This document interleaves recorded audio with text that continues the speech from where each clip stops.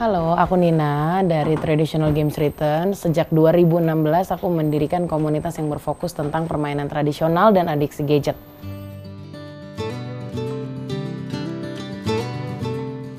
Kalau dulu kan pas awal itu dari kuliah juga bosan, tugas. Kita mau ngapain lagi sih sebenarnya, katanya mahasiswa tuh harusnya bawa perubahan, keluar dan lain sebagainya. Apa sih yang dimaksud dengan itu? Oh ternyata mungkin ini, menemukan kesibukannya berbeda-beda dan mungkin aku ketemu keseruannya di permainan tradisional. Makanya bisa terus lanjut sama orang-orang baru juga. Di Indonesia sendiri tercatat lebih dari 2.600 jenis permainan tradisional yang sudah dikembangkan sejak tahun ke tahun dari nenek moyang dan warisan dan lain sebagainya. Tapi yang TJR perkenalkan itu sebenarnya umum. 2.600 itu mencakup salah satunya adalah bagaimana anak bermain dengan lelucon. Kemudian ada juga dengan tepuk-tepukan, dengan nyanyian, dengan alat bahkan tanpa alat. Akhirnya program-program yang didesain itu semuanya tentang permainan tradisional. Mulai dari gelar kreativitas anak, ada namanya TJR Campaign. Itu sendiri memang karena berawal dari menggelar semacam festival khusus untuk anak-anak. Kemudian juga ada TJR Goes to School, pergi ke sekolah tentunya untuk bermain. Terus juga ada program namanya TJR Care. Sesuai namanya kita mencoba melihat sekarang ini lagi bencana apa ya. Kita tidak berharap ya hal-hal buruk terjadi, tapi ketika bencana itu datang, akhirnya diciptakan program ini supaya kita bisa langsung datang ke lokasi untuk menghibur dengan kegiatan-kegiatan psikososial. Semuanya tetap permainan tradisional dan juga menyumbangkan permainan tradisional itu agar ketika mereka stay di sana juga nggak bosan. Terus juga ada TJR Online Campaign yang ada di sosial media.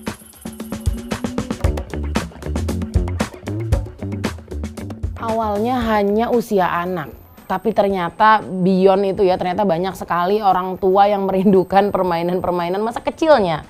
Akhirnya yang tadinya hanya berfokus ke anak-anak saja, jadi berkembang. Dan ternyata anak juga bukan sembarang anak, bukan yang kita tahu cuma anak SD, anak SMP. Enggak, ternyata semua anak gitu. Mulai dari anak-anak yang berkebutuhan khusus, anak-anak yang membutuhkan pendampingan karena bersentuhan dengan hukum, itu juga kami ajak bermain.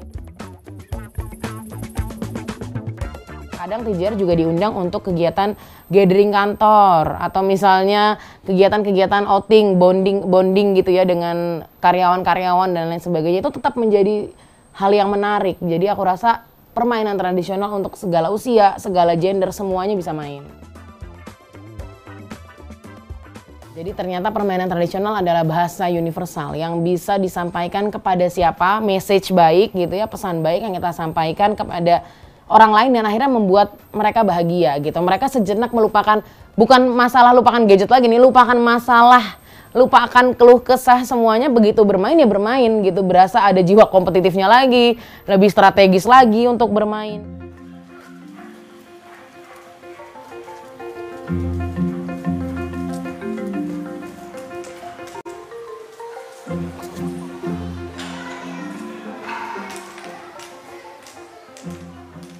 Tapi aku justru waktu kecil, aku banyak mainan-mainan yang emang ada di toko. Bukan mainan tradisional. Mainan tradisional iya, tapi maksudnya kayak bekel, kayak mainan-mainan yang tiba-tiba di-riset dan baru tahu ketika dewasa. Aku merasa, ya ampun kecilku rugi ya nggak tahu mainan-mainan kayak gini. Mainan dari daun aja bisa jadi mainan, dari batang segala macam bisa jadi mainan. Ini aku kemana aja waktu kecil gitu. Dan aku juga masuk ke permainan-permainan board game yang tradisional ya, kayak Damdas, Catur Jawa, terus juga ada Surakarta board game, permainan yang ditemukan di Indonesia, tapi malah orang Indonesia sendiri nggak banyak tahu. Gitu, akhirnya jadi banyak explore dan taunya dari situ. Yang berubah adalah caraku berkomunikasi dengan anak-anak. Aku sangat takut dulunya, waduh gimana nih anak kecil diajak interaksi. Gimana kalau dipegang ternyata dia marah, gimana kalau misalnya diajak ngomong dia diem. Itu kan hal-hal yang bikin kita merasa nggak bisa padahal belum nyoba gitu. Dari awal aku juga takut begitu karena aku nggak terlalu dekat sama ponakan-ponakan juga. Jadi akhirnya begitu belajar dan ternyata melihat langsung ya. Karena dulu kan waktu awal-awal tuh selalu ada relawan lain yang coba, ya udah kamu yang memimpin ice breakingnya, kamu yang memandu anak-anak bagi kelompok dan lain sebagainya. Tapi sering berjalannya waktu, masa sih aku nggak bisa gitu. Terus ada juga ternyata seiring berjalannya waktu anak-anak itu sendiri yang ngedeketin, Kak main yuk dan lain sebagainya. Oh kan ada tersentuh-tersentuhnya juga tuh ya. Ya, wah ternyata tuh nggak semenakutkan itu kok sebenarnya. Tantangan terbesar selain untuk anak-anak yang udah terlalu candu ya, tapi akhirnya bisa juga ya, salah satunya adalah sustainable cost-nya. Dari ekonominya, bagaimana menghidupi komunitas ini tetap berjalan. Karena kan ya kita nggak mungkin bohong juga ya, pergi kemana-mana kita pasti transport. Terus misalnya barang mainannya rusak, kita maintenance, kita perlu keluar dana lagi. Jadi itu yang selama ini masih menjadi tantangan karena kami memang sudah menjadi yayasan tapi belum ada istilahnya donor atau misalnya grants yang bisa nih mengcover semua kebutuhan-kebutuhan permainan ini. Tapi akhirnya yang menjadi solusi adalah ternyata banyak kok orang-orang lain yang mau mendonasikan sebagian rezekinya untuk menghidupi komunitas ini juga. Jadi nggak menyerah dan juga tetap mencoba jual mainan itu. Jadi kita hidupi sendiri aja nih komunitas. Jadi harus tetap berjalan bagaimanapun tantangan dan kesulitannya. Karena ini sudah menjadi milik bersama aku rasa.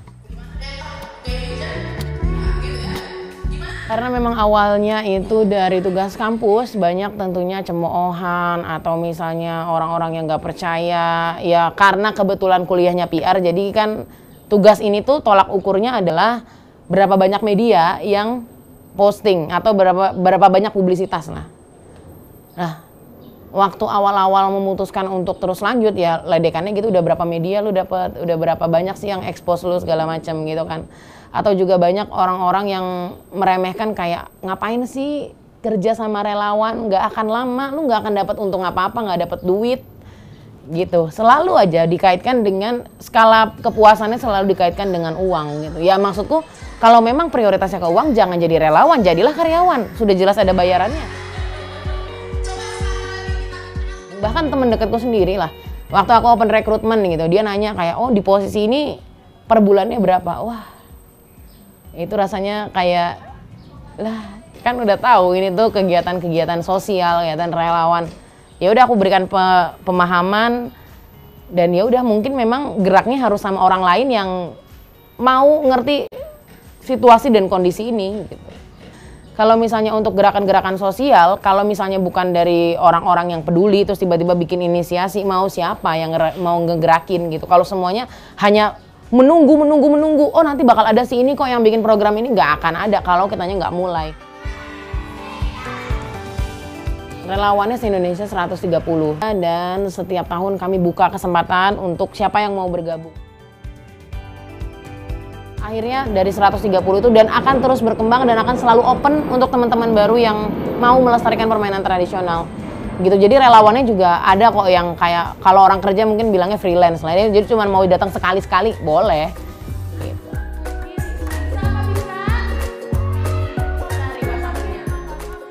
Oke, menurutku permainan tradisional akan tak lekang oleh waktu gitu ya. Semua manfaatnya, semua hal baiknya akan terus berjalan. Buktinya apa? Mungkin gadget nih baru booming berapa lama sih? Paling yang tiba-tiba ada gadget addiction, gaming disorder paling kayak 3 tahun, 5 tahun belakangan.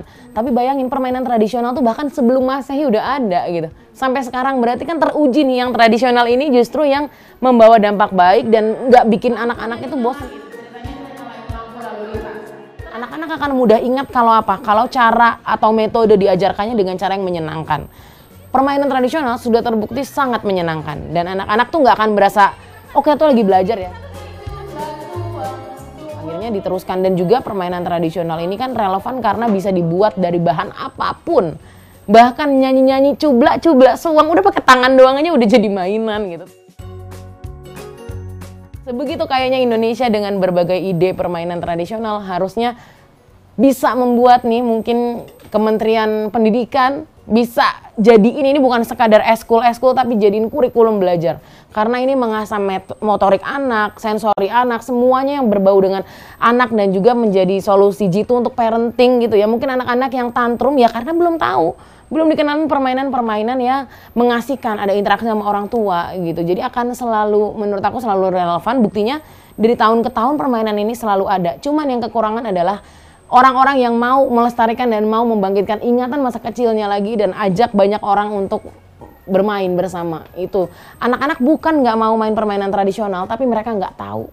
Mereka nggak diperkenalkan gimana caranya mereka mau main. Pasti kalau mereka dikenalkan ini loh ada ini, jadi mereka punya banyak opsi, bukan menghilangkan gadgetnya, tapi adalah menghadirkan beragam variasi bermain yang menyenangkan sehingga tumbuh kembang anak jadi lebih optimal.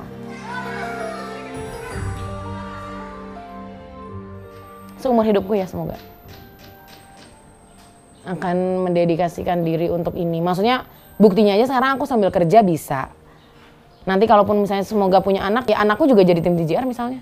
Seru kan? Kayak dia anak kecil yang ngajak temennya main. Aku juga pengen kalaupun nanti punya anak, ya anak itu benar-benar bisa menikmati dunia anak yang bermain, bukan main gadget dan lain sebagainya. Boleh, tapi kan ada batasan-batasannya.